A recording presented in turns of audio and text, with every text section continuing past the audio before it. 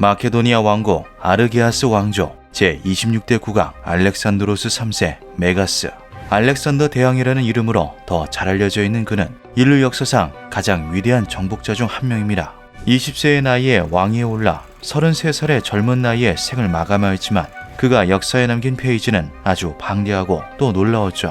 시리아, 이집트를 넘어 페르시아 제국까지 점령한 알렉산더 대왕은 서쪽으로 그리스, 동쪽으로는 인도까지 영토를 넓혔는데요. 그가 12년간 정복한 땅의 크기는 무려 500만 제곱킬로미터가 넘었습니다. 그가 세계를 정복하며 남긴 수많은 일화들은 역사가 되어 혹은 전설이 되어 지금까지도 전해져 내려오고 있죠. 그리고 그 중에는 듣고도 믿기 힘든 기이한 이야기들 또한 존재합니다. 1950년대 미국의 작가였던 프랭크 에드워드는 알렉산더 대왕의 전쟁 일화가 담긴 고문원을 살펴보던 중 이상한 기록을 하나 발견합니다. 기원전 329년 알렉산더 대왕은 군대를 이끌고 페르시아 제국의 경계선이었던 작사르테스 강을 건너는 중이었습니다. 이때 밤하늘에서 갑자기 무언가 나타났다고 하는데요. 알렉산더 대왕은 그것을 불을 뿜는 커다란 은빛 방패라고 표현하였죠. 그들은 알렉산더 대왕의 군대가 진격하는 반대 방향에서 강에 잠수하였다가 날아오르기를 반복하였다. 앞서가던 군인들과 전쟁 코끼리, 말들이 모두 겁에 질려 혼비백산하였고 결국 군대가 강을 건너는 것을 포기하자 비행 방패들은 돌연 하늘로 사라졌다. 에드워드는 이 충격적인 내용을 자신의 저서 스트레인저 댄 사이언스에 실었습니다. 이것은 곧바로 학계에 큰 파장을 불러왔는데요. 알렉산더 대왕이 UFO를 연상케 하는 비행 물체를 목격했다는 주장은 학자들의 거센 반박을 불러일으켰죠. 역사학자들은 에드워드의 주장에 대하여 출처가 불명확하고 진위 확인이 되지 않는다라고 말하였습니다. 학계는 동시대의 문헌 자료들과 교차 검증을 시도하였지만 날아다니는 방패에 대한 언급이 없었고 알렉산더 대왕에 대해 광범위하게 저술하였던 고대의 역사가 플루타르코스와 퀸투스의 기록에서도 해당 내용이 없다며 일축하였는데요. 알렉산더 대왕에 대한 소설 중 은빛 방패에 대한 언급이 있기는 하지만 그것은 UFO와 연관된 기록이 아닌 통치자 자리에 오른 후 자신의 방패에 은을 입혔던 기록일 뿐이라는 말도 덧붙였죠. 주장의 사실성을 강조하던 에드워드는 학계의 강한 반발에 부딪힌 후 대외적 발언을 멈추었고 이후 알렉산더 대왕이 목격하였다는 UFO 이야기는 책의 유명세를 위하여 거짓으로 작성한 기록 정도로 대중들에게 각인되었습니다. 하지만 1966년 에드워드의 발언을 뒷받침할 수 있는 놀라운 주장이 제기됩니다. 1960년대 에드워드의 책을 접한 이탈리아의 UFO 연구가 알베르토 페노글리오는 기록에 대해 더 탐구해보기로 하였습니다. 그는 19세기 독일의 역사가 요한 구스타프 드로이젠의 저서 알렉산더 대왕의 역사 속에서 한 가지 흥미로운 기록을 찾아냈는데요. 그것은 기원전 332년 알렉산더 대왕의 군대가 아제 밀쿠스가 이끄는 티레를 포위 공격할 당시의 기록이었죠. 요새는 굴복하지 않았다. 높은 성벽은 어떤 공속무기로도 손상시킬 수 없을 만큼 견고했다. 어느 날 마케도니아 진영 위에 비행하는 방패가 나타났다. 매우 커다란 방패를 주축으로 그 절반 크기 되는 방패들이 삼각편대를 이루며 날아다녔고 개수는 총 5개였다. 양쪽 수천 명의 전사들은 모두 놀라 하늘을 올려다보았다. 갑자기 가장 큰 방패에서 번개가 내려쳐 티레의 성벽을 강타했고 뒤이어 다른 방패들에게서도 번개가 뿜어져 나왔다. 그러자 성벽과 탑은 진흙처럼 녹아버렸다. 비행 방패들은 폭풍과 함께 상공을 맴돌다가 매우 빠른 속도로 날아 사라졌다.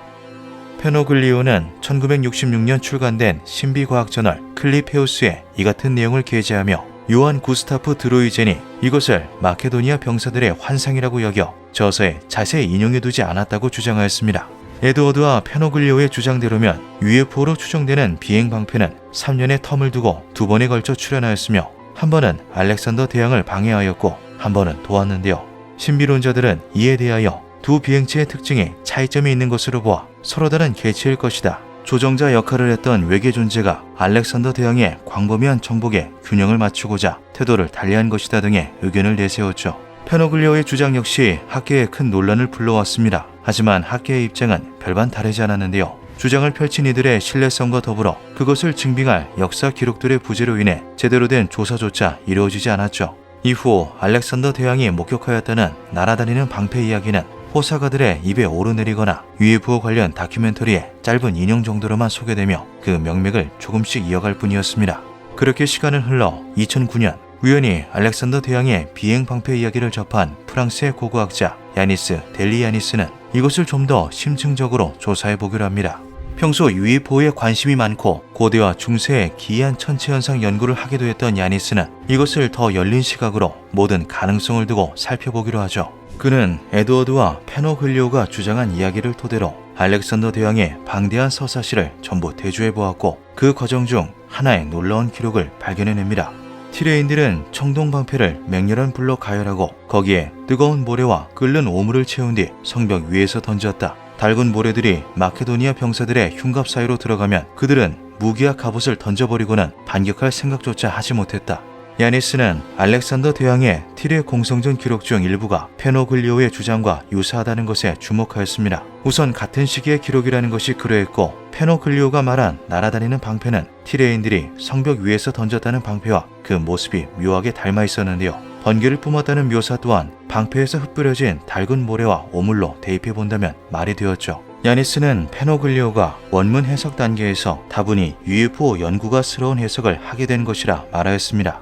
그것이 의도적이었든 의도적이지 않았든 말이죠. 하지만 야니스는 조사 중 해석할 수 없는 기이한 기록을 하나 발견하기도 했습니다. 그것은 알렉산더 대왕이 인도 원정에 대한 경이로움을 적어 스승인 아리스토텔레스에게 보냈다는 편지 속 불타는 하늘 이야기였죠. 그 직후 하늘이 매우 검고 어두워졌는데 캄캄한 하늘 가운데에서 타오르는 불이 나왔습니다. 그것은 활활 타오르는 채로 땅에 떨어졌고 평원 전체가 불길에 휩싸였습니다. 병사들은 이것을 신의 분노라 하며 두려워하였습니다. 야니스는 알렉산더 대왕이 아리스토텔레스에게 보냈다는 이 편지 또한 진위 논란이 있으며 서기 4세기에서 5세기경 작성된 것으로 추정되는 위조품일 수 있다는 말을 덧붙였습니다. 하지만 일부 학자들은 그 편지가 후대에 작성되었다고 하더라도 원전이 되는 기록이 존재할 것이라며 편지의 신빙성을 강조하기도 했는데요. 놀라운 것은 고대 인도의 대서사시인 마하바라타에 이와 유사한 기록이 존재한다는 것입니다.